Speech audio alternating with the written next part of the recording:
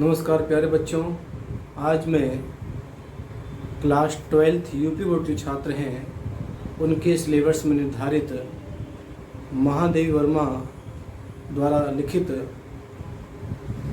गीत लेकर मैं प्रस्तुत हूँ, जो उनकी रचना सांध्य गीत से लिया गया है। प्यारे बच्चों, आपके सिलेबस में महादेवी वर्मा के 3 गीत आपके सिलेबस में रखे गए हैं। तो आज मैं पहला गीत की व्याख्या मैं इस वीडियो में करूंगा। मैंने सामने आपके लिए भी दिया है गीत number 1 Mahadevi Verma class 12th UP board. चिर सजग आंखें उन्हें दी आज कैसा व्यस्त बाना जाग तुझको दूर जाना। इसकी व्याख्या मैं आज इस वीडियो में करूंगा और शेष 2 की व्याख्या जो है मैं अगले 2 गीतों की व्याख्या अगले नेक्स्ट वीडियो में करूंगा। और ये जो है सांध्य गीत से लिया गया जो उनके काव्य संग्रह है। तो आइए हम देखते हैं कि महादेवी वर्मा आप जानते ही हैं कि इन्हें आधुनिक मीरा के नाम जाना जाता है। इन्हें ज्ञानपीठ पुरस्कार भी मिल चुका है और ये छायावादी कवित्री हैं। इनकी जो काव्य संग्रह है नीरजा, रश्मि, सांध्य गीत, दीपशिखा, यामा, इनकी रचनाएं हैं और यामा पर उनको जो है भारतीय ज्ञानपीठ पुरस्कार मिल चुका है। आइए देखते हैं क्या कह रही हैं। चिर सजग आंखें उन्हें दी आज कैसा व्यस्त बाना जाग तुझको दूर जाना। अचल हिमगर के हृदय में आज चाहे कंप होले, या प्रलय के आंसुओं में मौन अलसित व्योम रोले। आज भी आलोक को डोले तिमिर की घोर छाया, जाग गया विद्युत शिखाओं में निठुर तूफान बोले। पर तुझे है नास पथ पर चिन्ह अपने छोड़ आना, जाग तुझको दूर जाना। तो कवित्री जो हैं अपने मन को संबोधित करते हुए कहती हैं कि चिर सजग आंखें उन्हें दी आज कैसा व्यस्त बाना। हे मेरी आंखें, तुम सजग हो जाओ, जागरूक, सजग मतलब होता है जागरूक हो जाओ। चिर सजग आंखें उन्हें दी बोलता है आलस्य। हे मेरी आंखें, आज तू आलस से युक्त क्यों है, तू आलसी क्यों बन गई है, और तेरा जो व्यस्त है, जो तुम्हारी जो वेशभूषा है वह अव्यवस्थित क्यों है। तुम्हें जागरूक होना चाहिए, क्योंकि जाग तुझको दूर जाना, क्योंकि तुझे बहुत दूर तक रास्ता तय करना है। इसलिए जागो। अपने को संबोधित करते हुए कह रही हैं कि तुम्हारे आंखों में आज आलस्य दिखाई दे रहा है जो कि उचित नहीं है, और तुम अव्यवस्थित दिख रही हो। इसलिए तुम जागरूक हो जाओ, और जागरूक होकर के तुम्हें जाग तुझको दूर जाना, क्योंकि जागो, जागरूक हो जाओ, सचेत हो जाओ, क्योंकि तुम्हें बहुत दूर का रास्ता सफ़र करना है। अचल हिमगिर के हृदय में आज चाहे कंप होले। कवित्री कह रही है चाहे आज जो स्थिर हिमालय पर्वत है वो चाहे कंपायमान हो जाए, चाहे कितनी बड़ी मुसीबत आ जाए, या प्रलय के आंसुओं में मौन अलसित व्योम रोले। कह रहे हैं चाहे आकाश जो है से बादल जो है प्रलय की बारिश कर दे, आज भी आलोक डोले तिमिर की घोर छाया, चाहे अंधकार जो है वह प्रकाश को निगल ले जाए और चारों तरफ अंधकार अंधकार ही छा जाए। जाग विद्युत शिखाओं में निठुर तूफान बोले, चाहे रह रह के बिजली कड़के तूफान आए। कहने का मतलब है कि कितनी भी मुसीबतें आए, कितनी भी अड़चन आए, चाहे वह तूफान के रूप में हो, चाहे वह प्रलय वर्षा के रूप में हो, चाहे बिजली कड़कने के रूप में हो, कितनी भी मुश्किलें आपके जीवन में आए, तुम्हें जो है इसे डर कर के मुकाबला करना है और अपने जीवन पथ पर आगे चलते रहना है। पर तुझे है नाश पथ पर चिन्ह अपने छोड़ आना। कवित्री कह रही है तुम्हें तुम्हारे जीवन में कितनी भी दुर्गम कठिनाइयाँ आए, लेकिन तुम्हें उन दुर्गम कठिनाइयों से लड़ते हुए, मुकाबला करते हुए जो तुम्हारे मुसीबतें तुम्हारे जीवन में आएंगी, उन मुसीबतों पे अपनी छाप छोड़ जाना। अपनी किसकी, अपनी जो है ताकत की, अपनी शक्ति की, अपनी धैर्य की उस छाप छोड़ चले आने से आने वाली पीढ़ी तुम्हें देखेगी। एक व्यक्ति था जो मुश्किलों का सामना करता हुआ आगे बढ़ता गया। जाग तुझको दूर जाना, हे प्राण या हे मन तुम जगो, क्योंकि तुम्हें बहुत दूर तक जाना है। बांध लेंगे क्या तुझे ये मोम के बंधन सजीले, पंथ की बाधा बनेंगे तितलियों के पर रंगीले। कवित्री कह रही है कि हे मनुष्यों, अब यहाँ पर मनुष्यों की बात हो रही है, कह रहे हे मनुष्यों, तुम्हें ये जो सांसारिक जो प्रेम मोह है, मोह मतलब यहाँ पर जो है मोम जैसे होता है कि अगर तनिक भी उसमें अग्नि पकड़ा दी जाए तो पिघल जाता है, उस प्रकार कह रहे हैं कि जो प्रेमिका के जो बंधन होते हैं प्रेम के लिए, कह रहे बांध लेंगे क्या तुझे ये मोम के बंधन से जिले। कह रहे हैं कि जो प्रेमिका होती है वह आपके जीवन में रोड़ा पकड़ कर रही है, इसलिए तुम प्रेमिका के प्रेम में मत फंसो। बंध की बाधा बनेंगे पंथ की बाधा बने तितलियों के परंगीले, क्योंकि ये जो है तुम्हारे रास्ते में जो विभिन्न प्रकार के रंग बिरंगी तितलियाँ हैं, यहाँ पर जो रंग बिरंगी तितलियाँ का मतलब यहाँ से है जो प्रेमिका है, जो लोगों के जीवन में आकर के उनके लक्ष्य से भटकाती है या उन्हें अलग कर देती है, लक्ष्य से विमुख कर देती है, भ्रमित कर देती है, उनसे बचने की सलाह कवित्री कह रही है, क्योंकि एक सत्य चीज़ है। पंथ की बाधा बनेंगे तितलियों के परंगीले, कहें जो आज संसार में रंग बिरंगी जो तितलियाँ हैं, यहाँ तितली का मतलब प्रेमिकाओं से है, जो अपने प्रेम में, अपने प्रेम मोह में पुरुषों को अपने प्रेम जाल में बांध लेती हैं और उनका जीवन जो है बर्बाद कर देती हैं। और वह जो पुरुष है, जो युवक है, जो अपने लक्ष्य की तरफ बढ़ रहा था, वो उससे भ्रमित हो जाता है। वे कह रहे पंथ की बाधा बनेंगे तितलियों के परंगीले, जो रंग बिरंगी तितलियाँ हैं वह तुम्हारे रास्ते में रुकावट पैदा करेंगी, इसलिए इनसे बचो। विश्व की क्रंदन भुला देंगी मधु की मधुर गुनगुन, कह रहे हैं जो विश्व क्रंदन कर रहा है, जो दुख दर्द विश्व में छाया हुआ, जो पीड़ा छाई हुई है, अगर तुम उस पर ध्यान नहीं दिए, ये जो भौरों के गुंजन के, ये जो भौरों की मीठी गुनगुन गुनगुन है, इनके चक्कर में पड़े रहे, अपने जीवन पथ से तुम विमुख हो जाओगे।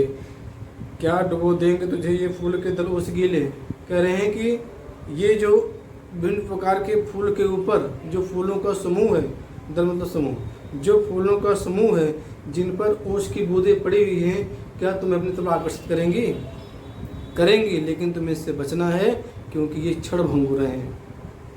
तू न अपनी छां को अपने लिए कारा बनाना, जाग तुझको दूर जाना। कवित्री कह रही है तुम्हें छां मतलब परछाई, तुम्हें केवल अपने तक सीमित नहीं रहना है।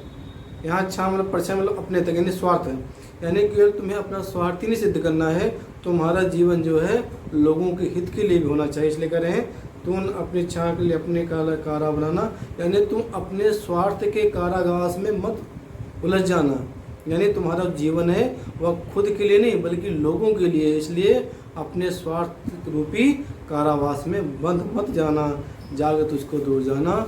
हे मेरे मनुष्यों, तुम जगो, आलस्य को छोड़ो और स्फूर्ति लाओ, अपने अंदर चेतना लाओ और जीवन के रास्ते पर तुम आगे बढ़ते चलो, क्योंकि तुम्हें बहुत लंबा रास्ता तय करना है। आगे देखिए, वज्र का और एक छोटे अश्वकर्ण में धोख लाया, दे किसे जीवन सुधा दो घूट मंद्र मांग लाया। सो गई आंधी मलय की बात का उपधान लेके, विश्व का विषाप कच नींद बनकर पास आया। अमरता सुता चाहता क्यों, मृत्यु को उर्मे बसाना, जाग तुझको दूर जाना। कह रहे वज्र का और एक छोटे अश्वकर्ण में धोख लाया। कह रहे अगर किसी की जीवन में किसी की आंसू की बूंदी दिखाई दें, यानी तुम्हें जीवन में ऐसे इंसान मिल जाएं जिनके आंखों से आंसू गिर रही हों और आंसू जो है उनकी पीड़ा को बयां कर रहे हों, तो कठोर मत हो जाना, वज्र की तरह कठोर मत हो जाना। तुम्हारा हृदय जो है उनकी पीड़ा को देख करके पसीजना चाहिए, सहानुभूति आपके अंदर होनी चाहिए। कह रहे हैं वज्र का उर, यानी किसी के आंसुओं को देख करके तुम्हारा हृदय, वज्र जानते इसे, इंद्र भगवान का जो वज्र है वह कठोर है, तो कह रहे हैं तुम्हारा हृदय उर मतलब हृदय, तुम्हारा हृदय जो है पत्थर की तरह, वज्र की तरह कठोर न बन जाए, यानी किसी की दुख पीड़ा को देखो तो उसकी सहानुभूति करो और उससे जो है दुख दर्द पीड़ा दूर करने का प्रयास करो। देख किसे जीवन सुधा दो घूट मदिरा मांग लाया। कह रही जो जीवन रूपी जो अमृत तुमको मिला हुआ है, ये जीवन जो मनुष्य योनि मिली हुई है, यह एक अमृत के समान है। इस जीवन रूपी अमृत को केवल एक मदिरा के लिए ये दो घूट जो माया मोह रूपी जो मदिरा है उसमें व्यतीत मत करो। ये जीवन जो है यूँ ही कट जाएगा और ज़िंदगी समाप्त हो जाएगी और तुम ज़िंदगी में कुछ नहीं कर पाओ, क्योंकि ये जो जीवन मिला है वो अमृत के समान है और जो माया मोह बंधन है वो सब मदिरा यानी शराब के समान है। सो गई आंधी मले की बात उपधान ले क्या कह रहे हैं तुम्हें जब तक तुम लक्ष्य की प्राप्ति न कर लो तुम बोले बिल्कुल तुम्हें नींद नहीं लेनी, आराम नहीं करना है, चाहे कितनी भी आंधियां तूफान क्यों ना आए, और तुम्हें आंधी तूफान से डटकर मुकाबला करना है, न कि निश्चिंत होकर के तकिया लगा के सो जाना। उपधान मतलब होता है तकिया, तकिया लगा के सो जाना। विश्व का अभिशाप क्या नींद बनकर पास आए, कह रहे हैं कि जो जीवन के अभिशाप हैं, मैं मानता हूँ कुछ चीज़ें हैं जो ज़िंदगी के अभिशाप बनकर आए हैं, लेकिन उनसे तुम हटना नहीं बल्कि मुकाबला करके ये मत सोचना कि भले ही तुम्हें चाहे चिर निंद्रा में जाना पड़े, नहीं भले ही तुम्हें मृत्यु प्राप्त हो जाए, लेकिन तुम्हें जो है इसका मुकाबला करना होगा। अमरता सुता चाहता कि मृत्यु को मैं बसाना, तुम अमरता सुत हो, यानी अमरता मतलब जो अमर है, जो कभी मरता नहीं, सुत मतलब पुत्र, यानी तुम परमात्मा के पुत्र हो, तुम ईश्वर के पुत्र हो, इसलिए ईश्वर अमर है। अमरता सुत चाहता कि मृत्यु को मैं बसाना, कवित्री कह रही है कि तुम परमात्मा के पुत्र हो, इसलिए तुम्हें अपने हृदय में मृत्यु को ग्रस नहीं लगाना है, बल्कि मृत्यु को जो है मात करके, यानी मृत्यु से ऊपर उठ के, यानी तुम्हें अमर होना है अपने कार्यों से। जाग तुझको दूर जाना, हे मनुष्यों तुम जागो, क्योंकि तुम्हें जो है बहुत दूर का रास्ता सफर करना है। कह न ठंडी सांस में अब भूल वह जलती कहानी, आग हो उर्मे तभी दृग में सजेगा आज पानी, हार भी तेरी बनेगी माननी जय की पताका, राख छड़िक है पतंग की अमर दीपक की निशानी, है तुझे अंगार सहिया पर मधुल कलियां बिछाना, जाग तुझको दूर जाना। कह रही कह न ठंडी सांस में अब भूल वह जलती कहानी, कवित्री कह रही है कि जो पुरानी बातें हैं, जो अतीत हो गई, जो भूत हो गई, जो भूतकाल में जो तुम्हारे जीवन में दुख पीड़ा थी, उसको लेकर मत बैठे रहो, कि जो समय निकल गया अगर उसको लेकर बैठे रहोगे तो ज़िंदगी यूँ ही बर्बाद हो जाएगी। कह रहे कह न ठंडी सांस में अब भूल वह जलती कहानी, जो तुम्हारी जलती कहानी थी, यानी दुख भरी जो कहानी थी, तुम्हारा जो अतीत था, उस अतीत की कहानी को लेकर के यूँ ही मत बैठे रहो, क्योंकि अतीत की कहानी लेकर, दुख भरी कहानी लेकर के यूँ बैठे रहोगे और ठंडी सांस मतलब होता है कि उसे दोहराते रहोगे, आंसू बहाते रहोगे, से जीवन चलने वाला नहीं है। जो बीत गया वह जो है उसे छोड़ो और वर्तमान की तरफ देखो। आपको ध्यान होगा हरवंश राय बच्चन की कविता भी है, बहुत प्रसिद्ध है, जो बीत गई सो बात गई, जीवन में एक सितारा था, मानो हवा बेहद प्यारा था, टूट गया सो टूट गया। मंदिरालय के आंगन में देखो कितनी कलियाँ, कितने प्याले टूट पड़े हैं, क्या मंदिरालय कभी रोता है? कहने मतलब जो बातें बीत गई, जो समय निकल गया, उस घटना को लेकर के बैठे रहना और आंसू बहाना ये उचित नहीं है, कवित्री कहती है, क्योंकि इससे जो है वर्तमान भी और भविष्य भी खराब होता है। कह रहे आग में उर्मे, आग हो उर्मे तभी दृग में सजेगा आज पानी। कहें जब तक तुम्हारे हृदय में आग ना हो, कैसी आग? अपने लक्ष्य को प्राप्त करने की जज्बा ना हो, चेतना ना हो, स्फूर्ति ना हो, तब तक दृग में सजेगा आज पानी। कि आँखों में, अगर आपकी आँखों में आंसू आ रहे हैं, ये कायरता का प्रतीक है। तुम्हें जो है अपने हृदय में अग्नि जलानी, कैसी अग्नि? कैसे अग्नि? लक्ष्य की प्राप्त करने की, अपने मुकाम को हासिल करने की अग्नि आपको जो हमेशा जलाए रखनी है। हार भी तेरी बनेगी मान्य जय पताका, मैं मानती हूँ अगर इसमें तुम पराजित भी हो गए, लेकिन फिर भी तुम्हारा जो है हमेशा तुम्हारा नाम लिया जाएगा और जय जयकार लगेगा।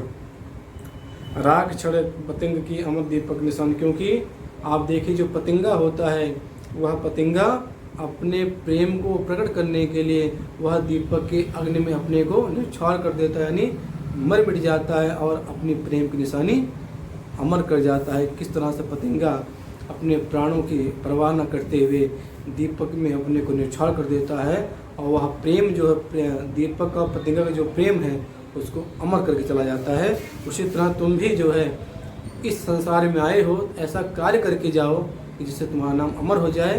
और ज़िंदगी में तो हार जीत लगी रहती है, लेकिन तुम लड़ करके अगर मान लो हार गए ज़िंदगी में, अगर लड़ करके आपने अच्छे से लड़ा, बहादुर से लड़ा, आपने मुश्किलों का डट से मुकाबला करा, अगर फिर भी हार गए तो तुम्हारे तब भी जय जयकार होगी, कोई तुम्हारी बुराई नहीं करेगा। है तुझे अंगार सैया पर मधुल कलियां बिछाना, कह रहे हैं कि हर मनुष्य सुख सुविधाओं के फेर में रहता है, लेकिन तुझे जो है तुम्हारा जो रास्ता है वह कांटों भरा है, और तुम्हें कांटों के मार्ग पर चल करके तुम्हें मृदुल कलियां बिछाना, अपने आने वाले सुनहरे भविष्य के लिए सुंदर कलियां बिछाना है, इसमें खूबसूरत खुशबू हो और अपने आपके जीवन को मधुमेह से भर दे। जागो तुझको दूर जाना, हे मनुष्य जागो, क्योंकि तुम्हें जो है बहुत दूर तक जाना है। तो इस तरह से प्यारे बच्चों, मैंने आपके सिलेबस में जो 3 गीत निर्धारित किए गए हैं उनमें से मैंने एक की व्याख्या इस वीडियो में कर दी, और मुझे उम्मीद है कि आपको वीडियो ज़रूर पसंद आएगा। अगर पसंद आए तो लाइक कीजिए। आज के लिए बस इतना ही। धन्यवाद। जय हिंद, वंदे मातरम।